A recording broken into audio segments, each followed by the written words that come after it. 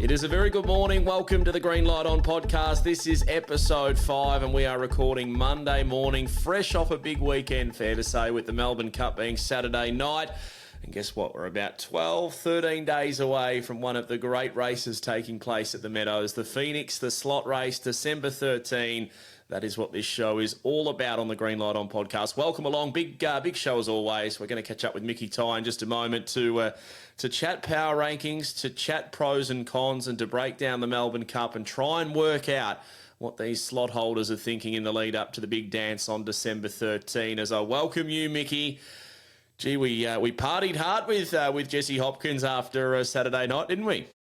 Yeah, we did. We're probably the last ones to leave, I reckon, Jim. And then, of course, hours later, there you were at Hillsville. I don't know how you do it, mate. You're a machine.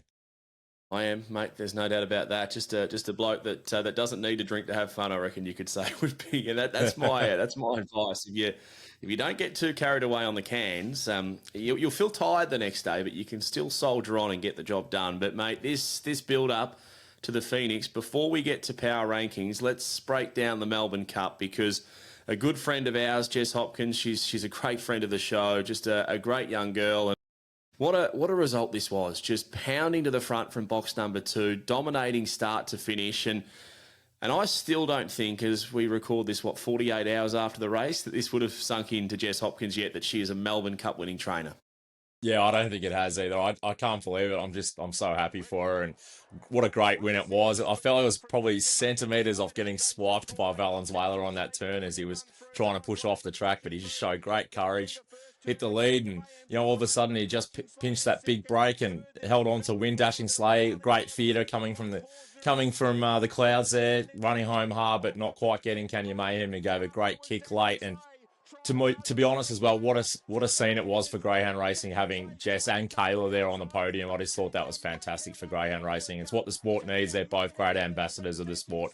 Loved every minute of it. Yeah, it was nicely embraced. You see everyone go up and congratulate Jess, and as the runners up, Kayla was the last to get over there, and they just embraced in a hug. And I think it shows, great respect from both girls, and in particular Kayla, who's just got so close to winning the great race, the Melbourne Cup, and yet she's so happy for her friend Jess to do such a great job. Of the beaten brigade, I thought Dashing Sleigh was awesome second. I mean, she's airborne, and Kayla stated that she believes she is the quickest female in the country right now, and I think she nailed that. Yeah, super run. Yeah, there's no shame in running second in a Melbourne Cup, that's for sure. There was a moment there probably around about the 5:95 boxes. You thought, I wonder if you might be able to reel in Kenya Mayhem, but just running the time Kenya Mayhem did, it's very hard to come from behind and win. Any of the greyhounds that were beaten a long way unlucky. I thought Dacey's Rory was one who was marching forward from the impossible draw, and he'd beaten out some real speed underneath of him. I think he was the hard luck story of the Melbourne Cup, to be absolutely nowhere at the end, when I think if he had an inside draw, he could have just about hit the podium. Absolutely bang on there, James. I thought it was very stiff as well, and is well backed very late there, considering he had box 8 in the Melbourne Cup. I was surprised at the betting move, but obviously the dog's airborne, and I think Sprightly Sian took care of a few. Poor Zuru was probably another, even though she was a real rough.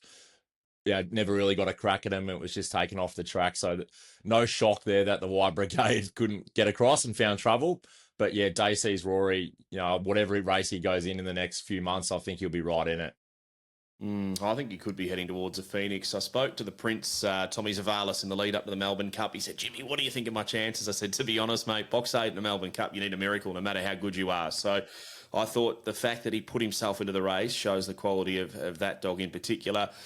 Mate, we're going to get straight into to power rankings for episode number 5. We've only got one episode to go, and that will be next week, where we've got the field. There's no more power rankings. We know what the slot holders have decided, but here's my power rankings for episode number 5, just over a week out from the Phoenix of 2025. Lock number 1, Cumbria Jack. We'll chat about his trial in just a moment, but he was absolutely out of this world the other day. Number 2, Ariza Sparkles. Locked away. I'm not sure she can win the Phoenix, but she's got the speed to lead a Phoenix, and we've seen in years gone by, finding the lead in the great race is going a long way to finding the winner. 3, Accredited. Locked in. I don't know about him. I love Nettie McDonald. I love the dog, but he just doesn't absorb pressure very well from the outside, and that's my concern over 500 in these real high pressure impact type of races. I think he'll probably do better over 600 metres when races like the Rookie Rebel bob up and he can just spear to the front because he's got genuine speed, or he draws underneath a dog like a Melly Beauty and a Phoenix and gets room to move. But he's a lock, so he's in with Sportsbet. Number 4, how could you not have Kanya Mayhem? Won the Melbourne Cup, up and comer. That's a great story, has early speed, ticks just about every box. Number 4, Kanya Mayhem. 5, runners up in the Melbourne Cup, Dashing Sleigh. Now, if I want to be a little bit negative, is the lack of Meadows form, high quality Meadows form, but I just feel she is such a star, and stars find a way in big races, and she almost did in the Melbourne Cup. 6, I've gone with Melly Beauty. Wasn't outstanding, but she got the job done. And she's a winner. She knows how to win races. The fact that she can select her own draw is the key to the Phoenix. If it wasn't for that, I probably wouldn't have her in.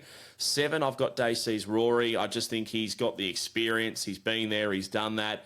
He was unlucky in a Melbourne Cup, and given he pulls up well, the Prince might be getting another flight booked to Melbourne to have a crack at the Phoenix. And Traumatised goes in at number 8. Obviously, Team Thompson having a slot. You'd be surprised if they didn't pick one of theirs. And I think this boy, he's got the wheelhouse, the engine room, just needs the room in the race to work out, and he could go a long way. Liddell comes in at number 9. I want to speak about him a little bit later on after a dashing start to her career. Sorry, I should say. I keep saying he, but yeah, she was awesome the other night. Mickey, your power rankings, mate, for episode number 5. Number 1 with a bullet. Was that the Fallout Boy song? I think it was. But yeah, Cumbria Jack's gone from number 8 to number 1 on my rankings. Yeah, I said I wanted to see him cross the state line, trial here, and trial well. Trial well. Mate, he trialled brilliantly. I would say, go to far to say, was it the best ever first look trial at the Meadows? I think so. For even 5:13, I thought was impressive. Dogs just don't seem to run a first split when they're having their first look here at the Meadows. Thought the trial was brilliant. You know, that's what I wanted to see. Bang up. There he is at number 1. Number 2, Accredited.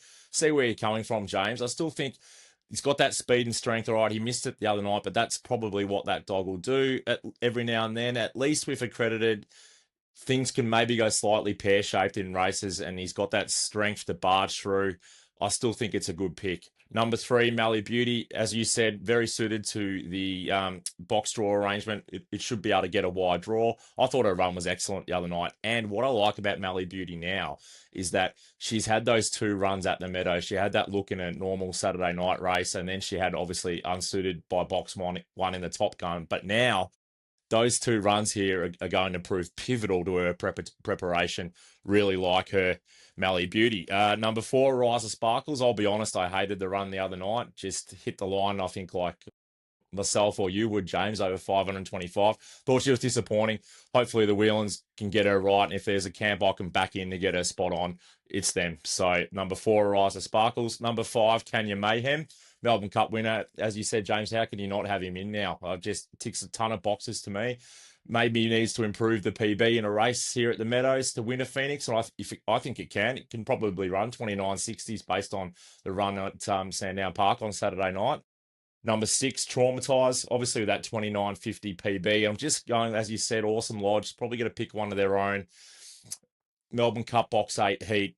Forget it ever went round. Was I disappointed in the run the other night? Probably.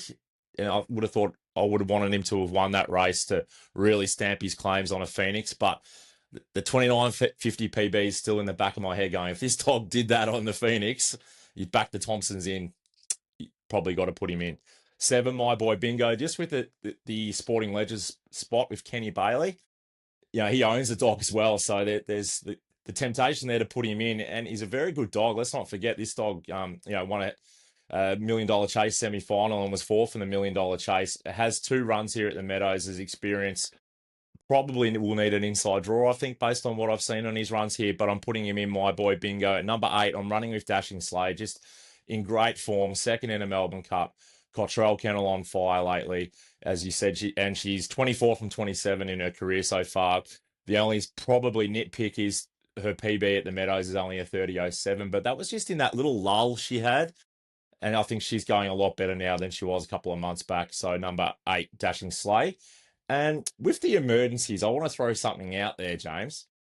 I mentioned Without a Trace a couple of weeks ago. Now, I'm not sure what Peter Prosciutto's plans are.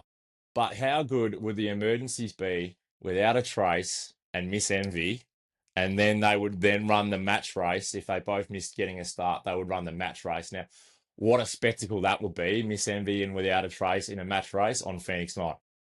I like it. I like Miss Envy too. I think she's like an old wine. I feel the older she gets, the better she gets. And her run the other day, Mickey, to do what she did in the Melbourne Cup heat. I mean, the data was enormous. Her first section was enormous. She found a heap of trouble mid race, and then her run home was one of the best of the meeting. So yeah, the start and finish was brilliant. You know she's got the mid-race pace. She could be one that I wouldn't be surprised if a phone call's getting made to the Shinners camp for the Phoenix. She's probably one that's a little bit left of centre. But, yeah, there's a chance for her. Obviously, I think the Sale Cup's the race that she might head to over the 650. First week of Jan, I think it's going to be this year. I think she's going to turn into a boom stayer. I know she's getting older, Mickey, but gee, that was impressive. And the sections just screamed out, "I'll lead and I'll win." And you could argue that if she was in the bold tree, she would have given Without a Trace something to come after. Absolutely. Yeah, absolutely. She's just an out and out superstar. I think she was meant to trial here early in the year and something went wrong. She might have had a small injury and didn't end up trialing. So that lack of trialing here at the Meadows could prove maybe a little costly for a Phoenix, but a match race would negate that. Without a trace, it's obviously the emergencies need to be taken seriously enough that if something goes pear-shaped, if one of the runners at the slot holders can have a winnable chance come into the race. So if that's not the case, could we have 2 match races on the night? Just again, Without a Trace of Miss Envy, big match race in addition, because you don't get as many Silver Chief heats as we used to get, which are running on the night. So is there scope for another match race? And that would get a lot of people to rock up to the track. It would be just amazing, I think. You know what I love about that match race, Mickey, is you could run it over 5, 6 or 700 too. Any of the 3 distances, and I think the girls would put on a show. You could almost try and get them to pick which distance they want. And if they can agree on one, say the 600, go for it. Yeah, I like that. Cumbria Jack, mate, we mentioned this replay of the trial as we roll that now. You said it was probably the most impressive first look at the Meadows that any dog's ever done. And how could you argue? I mean, 5:13, I think it was the first mark, isn't bad. He's not an overly quick beginner. He might sharpen that up just a little bit. Section off the back was good. He started to bring the heat. But then the run home, 11.85, 29.50s, 53 to be precise. Mate, you'd have to think there's wiggle room. Dogs generally improve when they come to the Meadows, and it's scary to think he might go quicker. Well, the improvement usually is because they might run a little bit wide going into the pen or on the home turn because they haven't been there before. But he was just perfectly glued right in the same line all the way around. But yeah, I'm not going to say he can improve too much off that. I don't think that this dog's a freak. Maybe he does.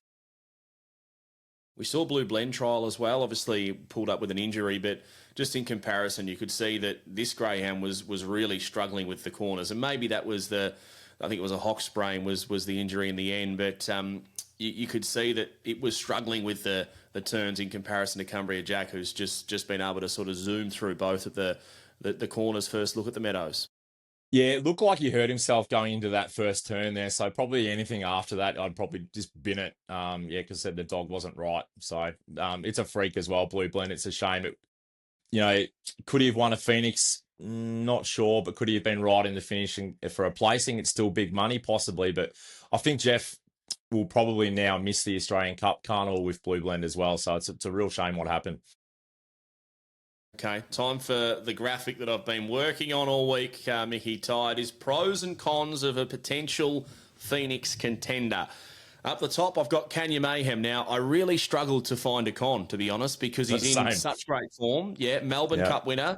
And you know what I liked about his Melbourne Cup win? The fact he handled the occasion. They turned the lights off, spotlights went on, the crowd was roaring, and Kenya Mayhem just took it all in his stride and won the race. So, for me, there's just about no cons with a dog like him. He's an up-and-comer. What would you say is a con about Kenya Mayhem?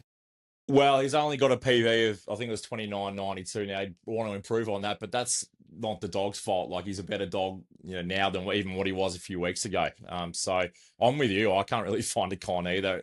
If this was an elite race with like Explicit and Wow, She's Fast and all these superstars involved, you could mount a few cons that maybe not quite up to it. But in this field with this year, I can't find a con. He's right in the finish. I think he's come so far forward since that last Meadows win. It wasn't that long ago, but he was sort of wobbling up the track a little bit approaching the first corner where now he's got his game face on. So, yeah, I 100%. like him. Dashing Sleigh, a greyhound in great form, knows how to win. They're the pros. The con for me is the lack of Meadows form. Yeah. Yep, I Happy with agree. that? And that those runs where she was at the Meadows and she was short price favourite and she was beaten, she just seemed a bit off her game. So I'm almost willing to just forgive those runs now in hindsight because she's just been so good after that. But it's still cons enough to be in there for sure because you still want to see some improvement at the Meadows. And her runs at Sandown are out in space. She's hit the line really well. Does she get that on a Meadows circuit? It'll depend on the box draw. Probably a question on her being a real consistent beginner week in, week out, but she has of late. She's been stepping well. So, as you say, I'm sort of willing to forgive that Meadows form because I think she's going a lot better now. Kayla's got her back in the zone, and and I think she can go a long way. Melly Beauty, she's just a winner, just knows how to win races. You could look at this as a pro or a con, box draw dependent, because in a normal race, I think if she draws 1 to 4, she's under pressure, but in this year's Phoenix, like every other year, Mickey, you pick your own draw, and that's the huge plus with Melly Beauty. Yeah, you'd think just she's nearly a lock to get 5, 6, 7, or 8 because no matter where she comes out of the barrel, those draws are probably going to be there. So she's going to get one of them. The only thing maybe she came out last and got box 7, and let's say Dashing Slay got box 6 or something. Go, oh, that's an ugly map. So, but the probability is there that she's going to get an optimum box draw and pattern. Dacey's Rory was the other runner I wanted to mention. Experience, brilliant early speed is probably the con. He doesn't have that dashing early speed, but in saying that, he went super in the Melbourne Cup the other day. And yeah, when you go through his experience, he's been there and done that. Like that has to count for something. And not only that, you could argue 100 times over that the depth of the Phoenix in years gone by has been stronger than what it's going to be this year. So I reckon he's a contender, Dacey's Rory. Yeah, so do I. If he gets in, he'll be right in it. The only thing I can think of is just still maybe last year going into that Phoenix, just trying to think back to its trial, and maybe had one exhibition trial because the Queensland Flame was close enough to the Phoenix that I always felt like it kind of ruined that Queensland Dogs preparation time. As much as it was a good concept, the preparation wasn't quite ideal, and gee, he ran well in that Phoenix. So again, not too many negatives, just box draws and maps and just that little bit of early speed. But gee, he looked $1 million on Melbourne Cup Heat 9 and in the final as well. So he was very well backed. So they must have been quite confident in his chances. And he's been such a good dog for over a year at the top level. If he would deserve his spot if he got one. I reckon traumatised, as simple as he is quick enough to win it. That's your pro. Won there in 29.50. He's definitely good enough to win the Phoenix if he gets the room and the right run. The con is just that little bit of inconsistency at the moment. You don't know what traumatise is going to turn up, and when the best of traumatise turns up, it is elite. Yeah, that Melbourne Cup heat run off box 8, you almost felt like it's dented the dog's confidence because, yeah, he expected to win that race off, even though he had box 5 the other night on the Wednesday meeting. Yeah, just the dog just maybe down a little bit of confidence, but just always got that PB in the back of my mind and the Thompson factor. And I remember, through the Pink Diamond series, I got a big push for this dog going. I got a real high opinion of him. Right map, right draw, and if he pings and it's the Thompsons, they're justified to pick him. Just that down on confidence and that 29.50 run, whilst it was brilliant, it was a pretty ordinary field he was up against. And he got the right run early too. Liddell is the next runner I want to mention. This unbeaten little superstar, I think. She's had 3 starts, 3 wins. Her section to the first mark was clearly a pro at Sandown Park the other night, 492. She was in the rare air of greyhounds like Striker Light, Nando Bale and co. Like, greyhounds just don't run that. She could lead a Phoenix. She would have led the Melbourne Cup by 2 lengths in comparison at the first corner. And Kanya Mayhem was leading by over a length. So she's definitely good. I'm actually getting chills, getting goosebumps talking about her because the fact that we've got a dog that's burst onto the scene 3 starts in that could be a Phoenix contender is extraordinary. Obviously, the con is the lack of experience. But like they say, they don't know who they're racing against. And if she can show that brilliant early speed, charge out in 490 to the peg at the Meadows, she might not see another dog in the Phoenix. So, James, did you get your Intrepidus fan club ticket revoked on the weekend, did you? I haven't got there yet, have I? Yeah, No, okay, fair enough. I'll chat Intrepidus. I thought he was okay in the Melbourne Cup. The draw, for me, the draw gave him no chance, and it was a real confidence smashing run, which for me is not what you want in the lead up to a Phoenix. So I'd be surprised if he was to be selected now, but if he drew 1, 2, 3 in a Melbourne Cup and he charged the lids, went to the front, even if he got run down, he would still be a Phoenix contender for mine. But what I didn't like, Mickey, with him, he looked beaten at the end. Like he'd been bashed around left and right, missed the kick a little bit, and the last 100 metres, I think he sort of put the white flag up and said, "Look, I've had enough tonight. This just hasn't gone right." So that's why I haven't mentioned Intrepidus. The other runner I did want to mention was a dog called Croydon. Yes. Came out the other day. Not sure if this is a Phoenix dog, but the form is just headed in the right direction. The trajectory is up with Croydon. So, yeah, I don't know. There's the way that this dog went past a Rise of Sparkles, who's a lock. Was a Rise of Sparkles disappointing, or was Croydon just outstanding? Like, could this be a Phoenix dog? No, I can't. And Liddell as well. If you're not putting Intrepidus in the Phoenix, you're not putting Liddell in the Phoenix. That's Liddell. I think let's not get too carried away. It was brilliant, but it was a maiden, and it shifted out from box 1 to the middle of the track. I couldn't have it in a Phoenix. If you didn't have Intrepidus, you can't have Liddell, James. That's what I'm saying. Fair enough. Well, my boy Bingo, you've put into the top 8. Give me a pro and con about him. Obviously, the pro is he's got experience, $1 Million Chase Series. What's the con? That he can't run a quick enough time to win a Phoenix? Yeah, I think he'll need a few things to go his way to win it, but I almost think he's very, very great chance at a top 3 or 4, just with the dog's racing style. He's got good track sense, and he seems to have that will to win and be right up there.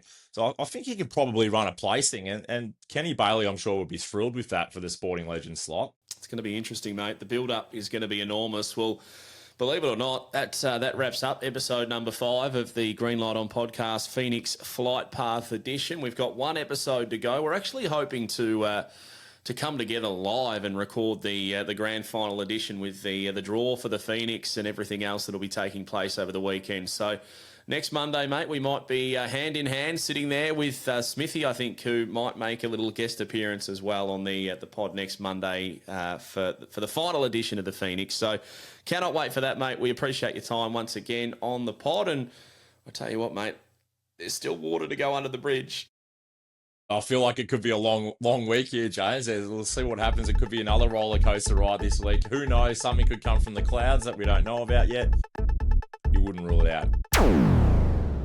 What are you really gambling with? For free and confidential support, call 1-800-858-858 or visit gamblinghelponline.org.au.